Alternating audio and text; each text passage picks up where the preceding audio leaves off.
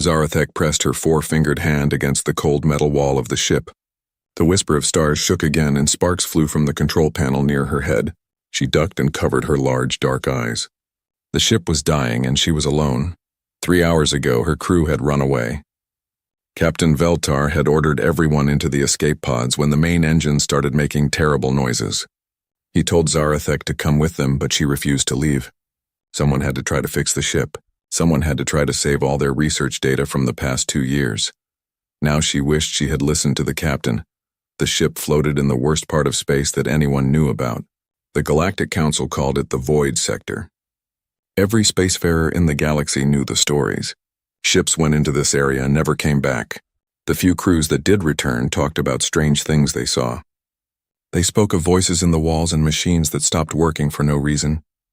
Most of them went crazy. Zarathek was a Velthari, and her people were known for being smart with machines. But even the smartest Velthari engineers avoided this place. The Void Sector had been marked as forbidden for 300 years. No trade routes went through it. No military patrols came here. It was empty space where bad things happened. She looked at the air reading on her wrist device. 6 hours of breathing left. Maybe 7 if she stayed very still. The life support system was failing just like everything else. The backup power would not last much longer. Zarathek crawled through the narrow hallway to the communication room. Most of the screens were dark, but she could see one small green light still working. The emergency beacon system was still alive, barely. She had studied this type of equipment in school, but she had never tried to fix one that was this badly damaged.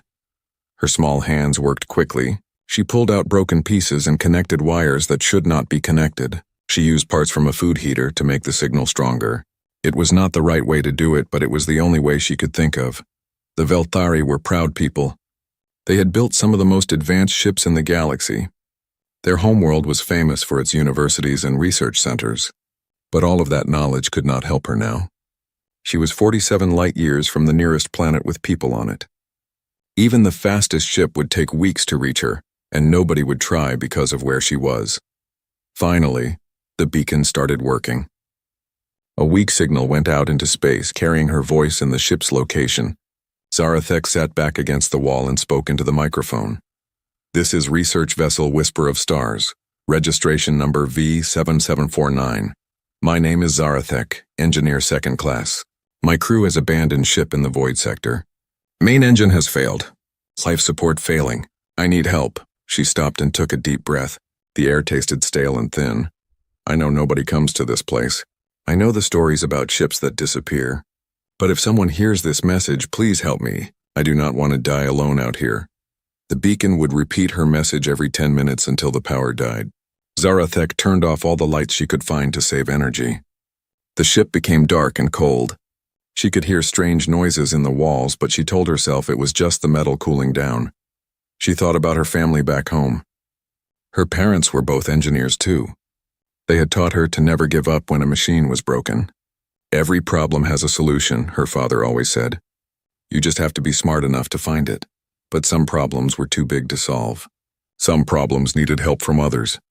Zarathek closed her eyes and tried to rest. The ship continued to shake and make worrying sounds. Outside the small window she could see the stars, but they looked wrong somehow. They seemed to move when she was not looking directly at them. She had heard about this in the old stories. The Void Sector played tricks on your mind.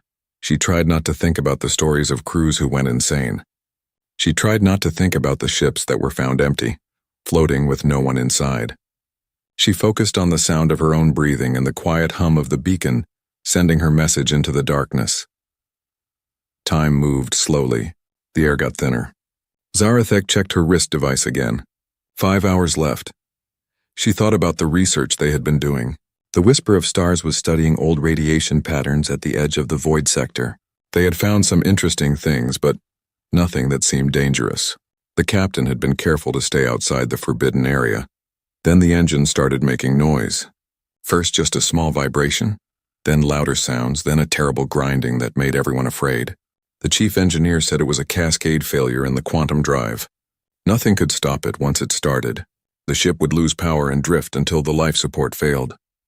The captain made the right choice. He saved his crew, but Zarathek could not leave all their work behind. 2 years of careful measurements and discoveries. All of it would be lost if the ship was abandoned. Now it looked like the research would be lost anyway, and she would die too. The beacon kept sending its message.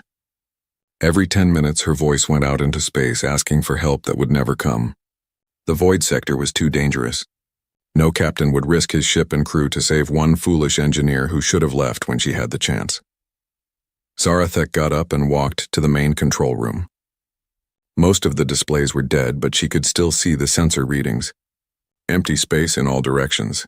No ships, no planets, nothing but radiation and dust. She sat in the captain's chair and looked out at the strange stars. Her people believed that when someone died far from home, their spirit had to find its own way back. She hoped that was not true. She hoped death would just be like going to sleep. The ship shook again, harder this time. A pipe burst somewhere and she could hear air hissing out. She found the leak and managed to stop it, but it used up precious time and energy. 4 hours of air left. Zarathek returned to the communication room and checked the beacon. Still working, still sending her message into the void. She added one more transmission, speaking slowly and clearly. If anyone finds this ship after I am gone, please tell my family that I tried to save our research. Tell them I was not afraid. And tell them I am sorry I did not come home. She turned off the beacon to save power. There was no point in calling for help anymore. No one was coming. She was alone in the most dangerous part of space, and she was going to die. But at least she had tried. At least she had not given up without fighting. Zarathek curled up in the captain's chair and closed her eyes. Around her, the whisper of stars continued its slow dance with death in the cold emptiness of the void sector. Zarathek woke up when the communication panel started making noise. At first, she thought she was dreaming. The sound was coming from the main radio, not the emergency beacon. Someone was trying to talk to her. She crawled over to the panel and turned up the volume. Static filled the air, then a voice came through clearly. Unknown vessel, this is Captain Sarah Chen of the UES Tenacious. We have received your distress call and are changing course to your position. Please respond if you can hear this message. Zarathek stared at the radio. This had to be a dream, or maybe her mind was playing tricks because of the bad air. Nobody came to the void sector, and she had never heard of any species called human before. She pressed the talk button with a shaking hand. This is Zarathek on the Whisper of Stars. Are you real? Is someone really out there? The response came back quickly. We are very real, Zarathek. My name is Sarah Chen. We are human. I know you probably have not heard of us before. We will reach your position in about 4 hours. Can you hold on that long? 4 hours. Zarathek looked at her air readings. She had less than 3 hours left, but maybe she could stretch it if she stayed very still and breathed slowly. I have limited air, she said into the radio, but I will try to wait for you. Please be careful. This is the void sector. Ships disappear here. Strange things happen. There was a pause, then Captain Chen's voice came back. She sounded calm and not worried at all. We appreciate the warning, Zarathek, but we have been mapping this area for several months now.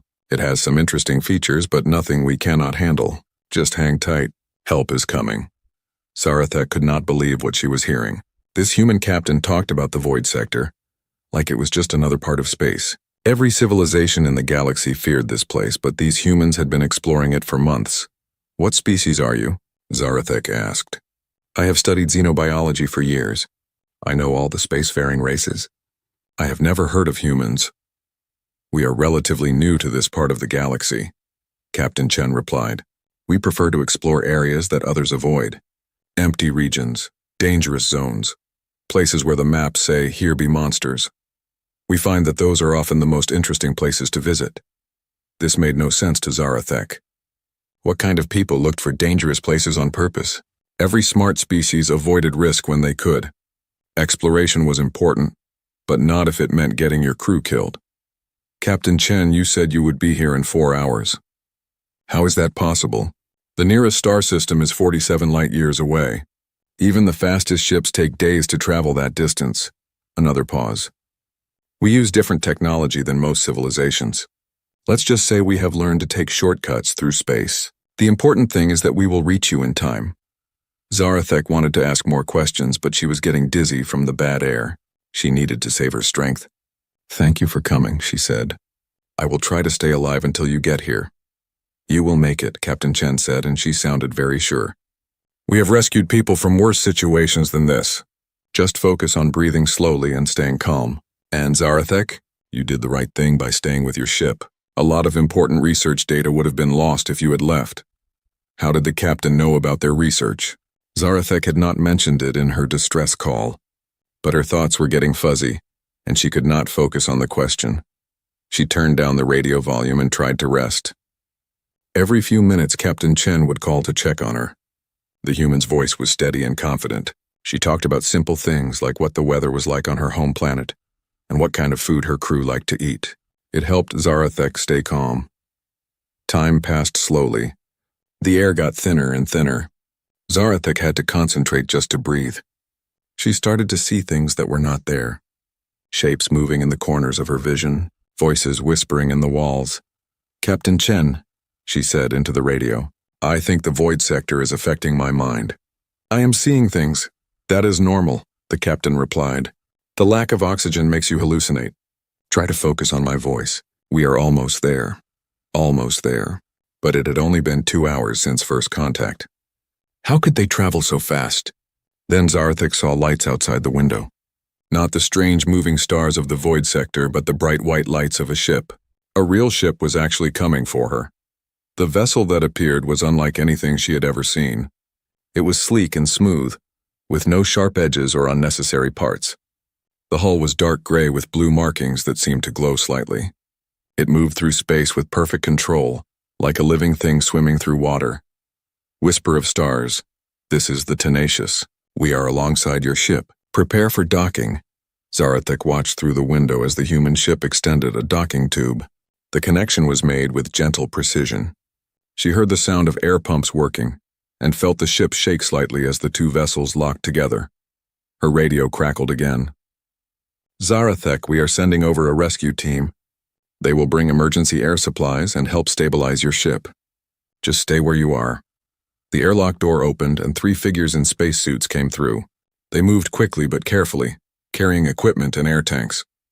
The lead figure removed their helmet and Zarathek saw her first human face. The woman had short brown hair and dark eyes that seemed very alert. Her skin was a light tan color and she smiled when she saw Zarathek. She looked friendly but also very competent. "Hello, Zarathek. I'm Commander Rodriguez, Chief Engineer of the Tenacious. Let's get some fresh air in here first, then we'll work on your ship." The humans worked with incredible speed and skill. They connected portable air systems and immediately the ship's atmosphere began to improve. Zarathek took deep breaths of clean, rich air and felt her head clear. While Commander Rodriguez worked on the life support, the other 2 humans examined the broken engine. They spoke to each other in quick technical terms, but they also used hand signals and seemed to understand each other perfectly. "This is interesting technology," one of them said to Zarathek. "Velthari engineering is very advanced. We can fix this, but it will take some time. Would you like to come aboard our ship while we work?" Zarathek nodded. She was curious to see what human technology looked like, and she was still weak from breathing bad air for so long. Commander Rodriguez helped her through the docking tube and into the Tenacious. The human ship felt warm and comfortable. The hallways were wider than on Velthari ships, and everything was designed to be easy to use. "Welcome aboard," Commander Rodriguez said. "Captain Chen is waiting to meet you properly. She's very interested in hearing about your research." As they walked through the ship, Zarathek saw other humans working at various tasks. They all looked different from each other. Different skin colors, different sizes, different facial features. But they all had the same alert, confident look that she had seen in Commander Rodriguez. These humans had saved her life by coming to the most dangerous part of space. They spoke about it like it was no big deal. And now they were fixing her ship with skills that seemed almost impossible. Who were these people? And how had they learned to do things that no other species could do? Captain Sarah Chen was waiting in the main meeting room of the Tenacious. She was smaller than Zarathek had expected, with gray hair and laugh lines around her eyes. But when she spoke, her voice had the same confidence that had kept Zarathek calm during the rescue. "Please sit down," Captain Chen said, pointing to a comfortable chair.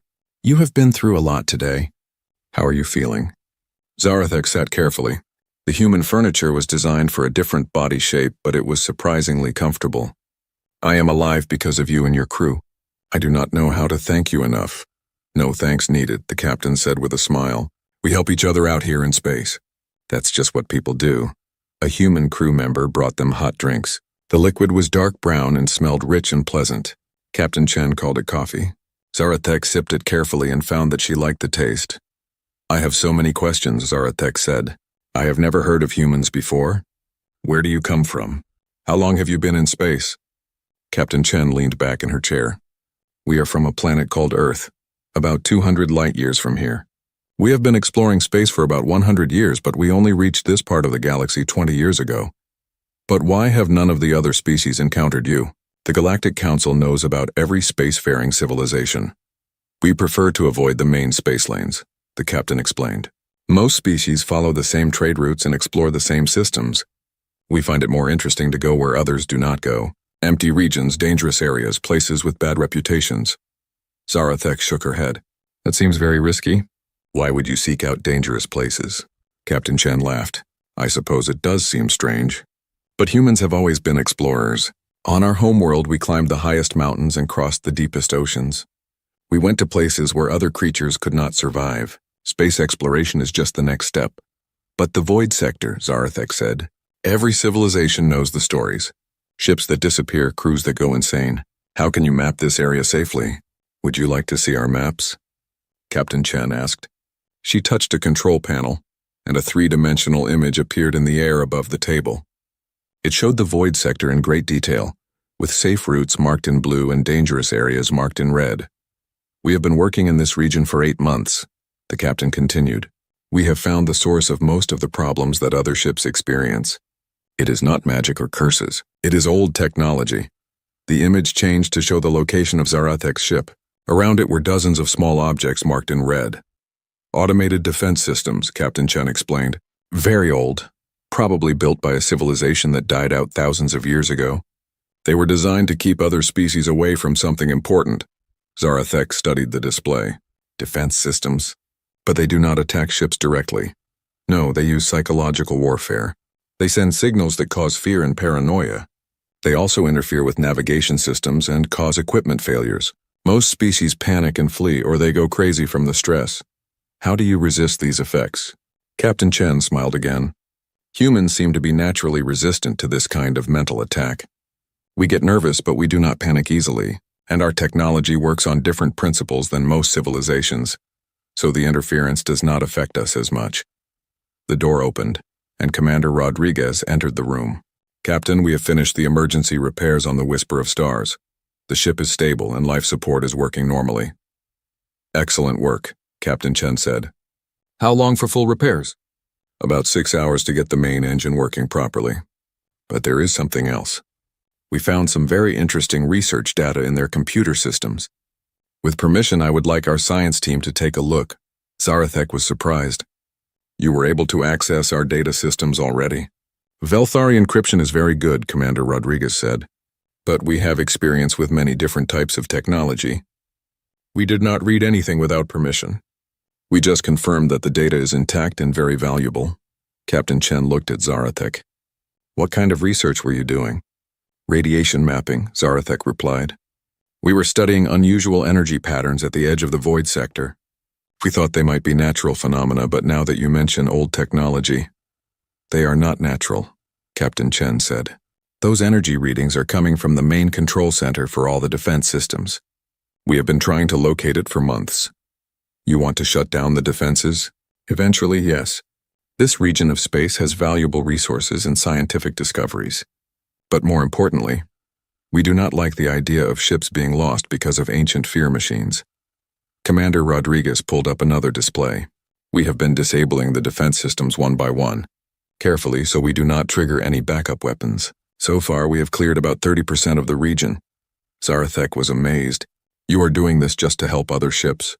What do you gain from it? Captain Chen and Commander Rodriguez looked at each other and both smiled. We gain knowledge, the captain said. We learn how the old systems work.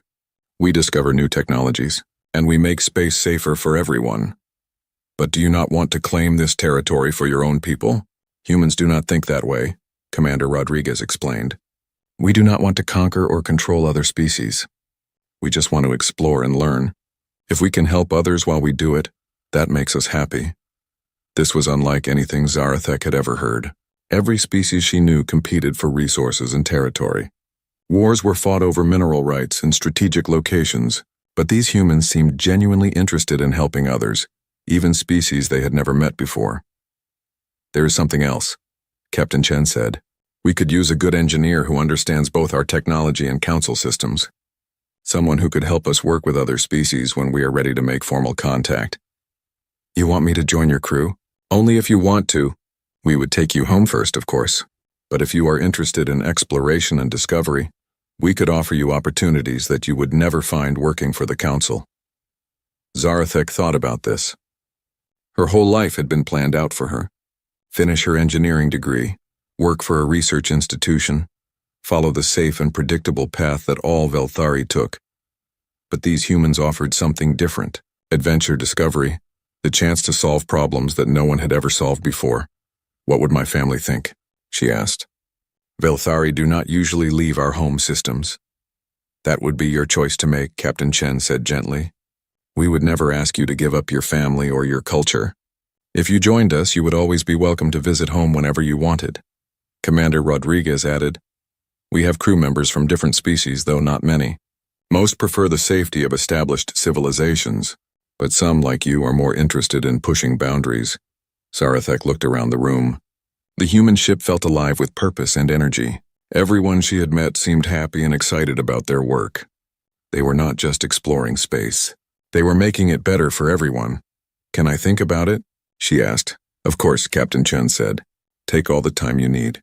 For now, let's focus on getting your ship fully repaired and getting you safely back to council space."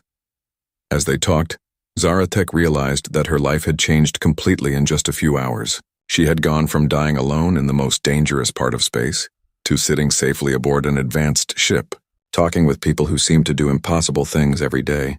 These humans were unlike any species she had ever encountered. They were brave without being reckless, confident without being arrogant, and generous without expecting anything in return. Maybe her father was right. Every problem did have a solution. You just had to be smart enough to find it, or brave enough to look for help in the places where no one else would go. Over the next few hours, Zarathek learned more about the humans and their amazing ship. Chief Science Officer Dr. Maria Santos showed her the laboratory where they studied the ancient technology they found in the void sector. "Look at this," Dr. Santos said, pointing to a strange metal device on the examination table. "We found this in a derelict station about 50 light-years from here. It is part of the network that controls all the defense systems." The device was beautiful in a strange way. It was made of metal that seemed to change color when Zarathek looked at it from different angles. Symbols were carved into its surface, but they were unlike any writing she had seen before. "We call them the Builders," Dr. Santos explained. "We do not know their real name because we have not found any of their language yet. But they were incredibly advanced. They built all of this probably 10,000 years ago." "What happened to them?" Zarathek asked. "We think they left this galaxy. Maybe they evolved beyond the need for physical bodies. Or maybe they just moved on to explore other places. But they left these defense systems running to protect something important." Dr. Santos led Zarathek to another room where a large display showed the entire void sector. Red dots marked active defense systems, blue dots showed the ones that humans had safely disabled, and yellow dots indicated areas where they had found builder technology. "The pattern suggests they were protecting a central location," Dr. Santos said. "Probably their main research facility or perhaps a city. We think it is located here." She pointed to an area deep inside the void sector where many red lines converged. "Have you tried to reach it?" "Not yet. The defenses get stronger the closer you go to the center. We need to disable more of the outer systems first, or find a way to communicate with the central computer." Zarathek studied the display. "My research data might help. We were mapping energy patterns that could be communication signals." "That is exactly what we hoped," Dr. Santos said with excitement. "Captain Chen thought your data might be the missing piece we need." They spent the next 2 hours going through Zarathek's research. The energy readings that her team had thought were natural phenomena were actually data transmissions between the defense systems. With this information, the humans could predict where the systems would be and possibly find a way to safely approach the central facility. "This is incredible work," Dr. Santos said. "Your team discovered something that we have been looking for months to find." Zarathek felt proud but also sad. My crewmates will never know how important this data is. They think it was all lost when they abandoned ship. You could tell them, Dr. Santos suggested. When we take you home, you could explain what you found. But Zarathek was not sure she wanted to go home yet. The more she learned about the humans and their mission, the more she wanted to be part of it. Commander Rodriguez found them in the laboratory. The repairs on your ship are almost finished, she told Zarathek. But there is something you should see first. She led them to the main bridge of the Tenacious. The room was larger than any ship's bridge Zarathek had seen, with displays and controls that seemed to respond to the crew's thoughts.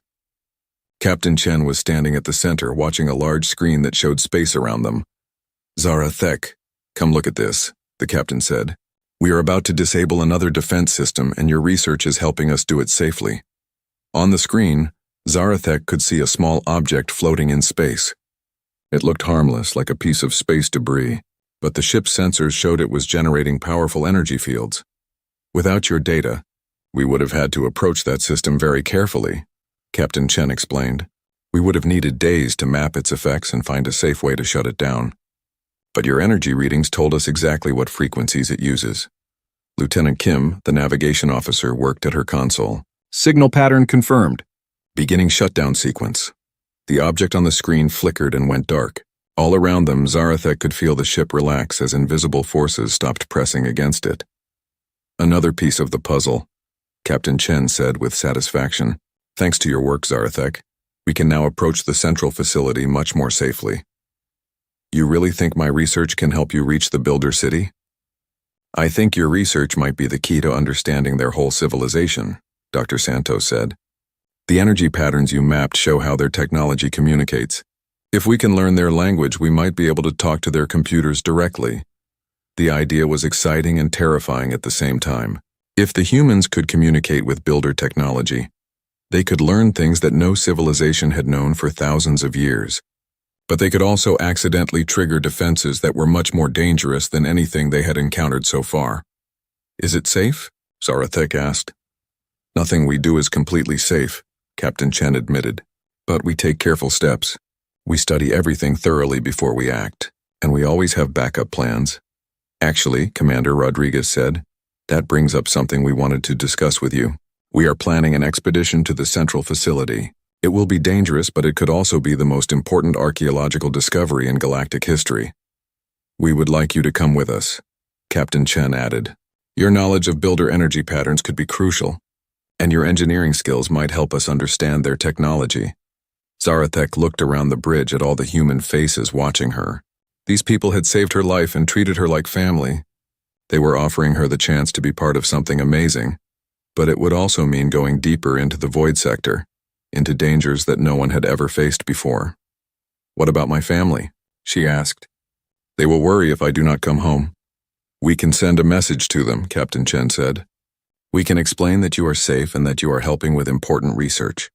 We can also promise to bring you home whenever you want to leave. Lieutenant Kim looked up from her console. Captain, we are receiving a message from the Whisper of Stars. The repairs are complete. Thank you, Kim. Captain Chen turned back to Zarathek. Your ship is ready. We can escort you back to Council space right now if that is what you want. Or I can stay and help you explore the Builder City, Zarathek finished. The choice is yours, Captain Chen said. But I will tell you this. Most people live their whole lives without getting a chance to change the galaxy. You have that chance right now. Zarathek thought about her life back home. Her job at the Research Institute was safe and predictable. She would do good work and live a comfortable life. But she would always wonder what might have been if she had stayed with the humans. She thought about the Builders and their ancient city waiting in the depths of the void sector. No Velthari had ever seen anything like it.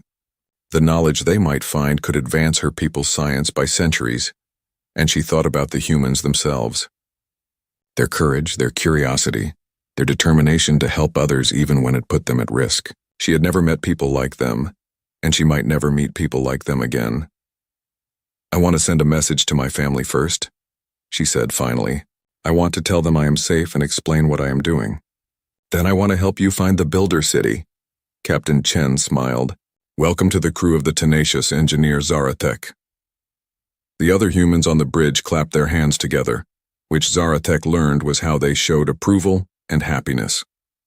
She felt nervous and excited at the same time. She was about to become the first Velthari to work alongside humans.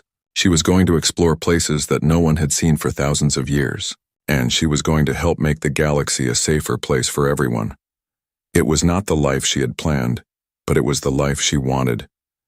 3 weeks later, Zarathek stood on the bridge of the Tenacious as they approached the heart of the Void Sector. The journey had been unlike anything she could have imagined. Every day brought new discoveries about builder technology and new understanding of how the ancient civilization had lived. The humans had taught her things that no Velthari university had ever considered. They showed her how to think about problems from completely different angles. Where her people looked for elegant, complex solutions, humans found simple, direct answers that somehow worked better. There it is, Captain Chen said quietly. On the main screen, a massive structure appeared out of the darkness of space. It was not a planet or a station.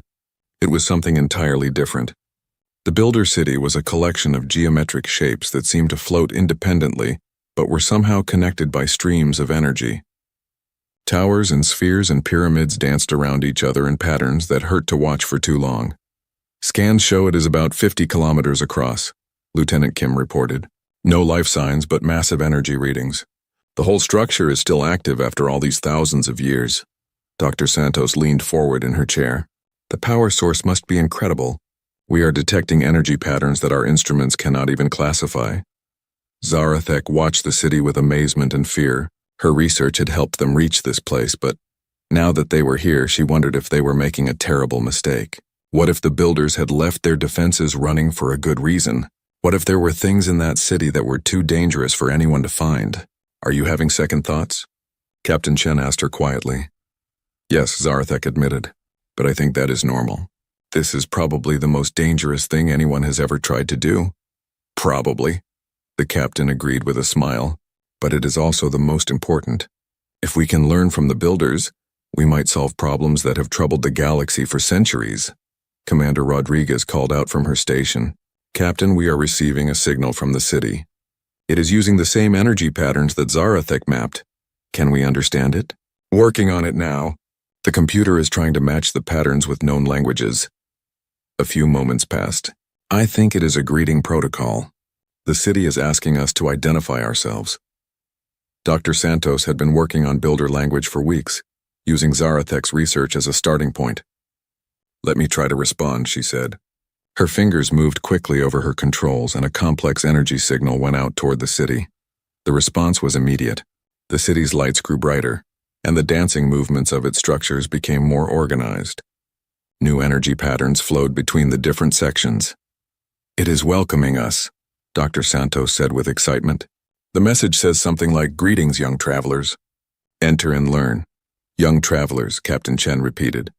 I wonder how it knows we are not builders.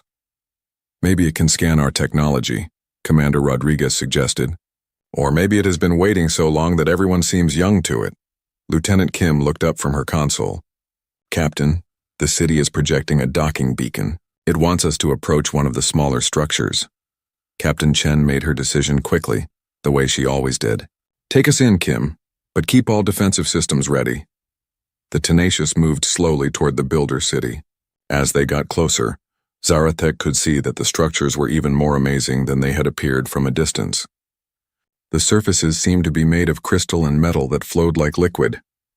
Patterns of light moved through the walls like rivers of information. They docked with a small tower that extended docking arms to grab their ship. The connection was gentle but incredibly strong. Zarathek could feel that they were now part of the city's structure, connected to its power and information systems. Environmental scans show the docking area has breathable atmosphere, Dr. Santos reported. Temperature and pressure are within human normal ranges. The city is adapting itself for us, Captain Chen said. It knows what we need to survive. A team of 6 humans prepared to enter the city. Captain Chen, Dr. Santos, Commander Rodriguez, Lieutenant Kim, Security Chief Thompson, and Zarathek.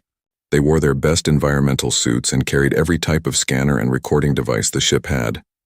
The airlock opened into a corridor that was clearly not built for any species they knew. The ceiling was too high, The walls were the wrong shape, and there were no visible controls or interfaces. But as they walked forward, the corridor changed around them. The ceiling lowered, the walls became more familiar, and control panels appeared that looked almost like the ones on the Tenacious. "It is reading our minds," Dr. Santos whispered, "or at least scanning our technology to understand how we like things to work." They walked deeper into the city, following lights that appeared in the floor to guide them. Every room they entered was different, showing new wonders of builder technology. Zarathek saw energy systems that should have been impossible, materials that seemed to exist in more than 3 dimensions, and information displays that put images directly into her mind. Finally, they reached a large central chamber. In the middle of the room was something that looked like a tree made of light, with branches that reached up into darkness, and roots that went down through the floor. The tree pulsed gently, and Zarathek could feel it was alive in some way.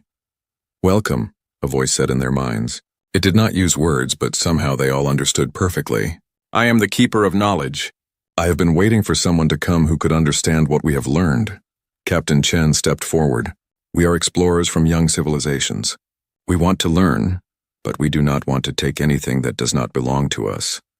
All knowledge belongs to those who can use it wisely," the Keeper replied. The builders understood this. "We left this city as a gift for those who would come after us." "Where did the builders go?" Dr. Santos asked. "They evolved beyond the need for physical existence. But before they left, they gathered all their knowledge and discoveries here.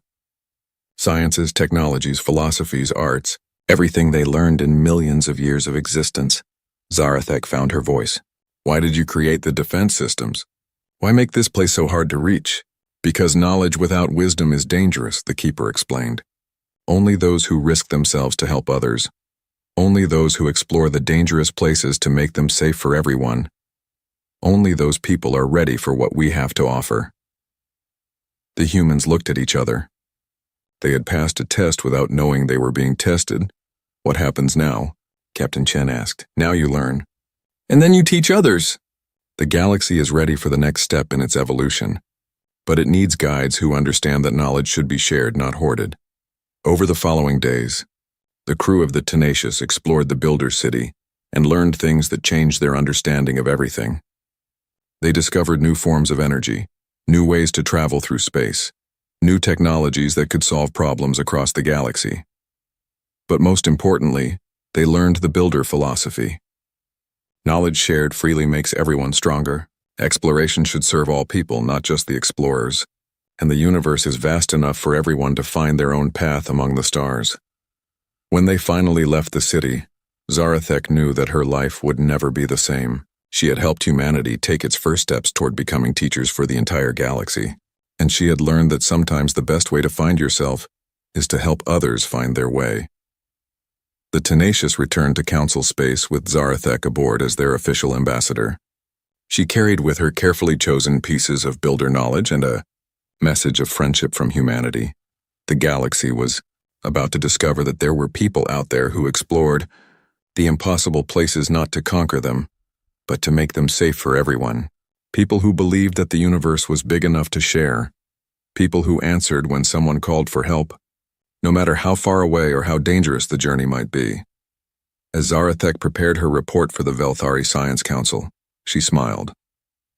Her father had been right. Every problem did have a solution. Sometimes you just had to be brave enough to look for help in the places where no one else dared to go. And sometimes, if you were very lucky, the help that came would change not just your life, but the entire galaxy.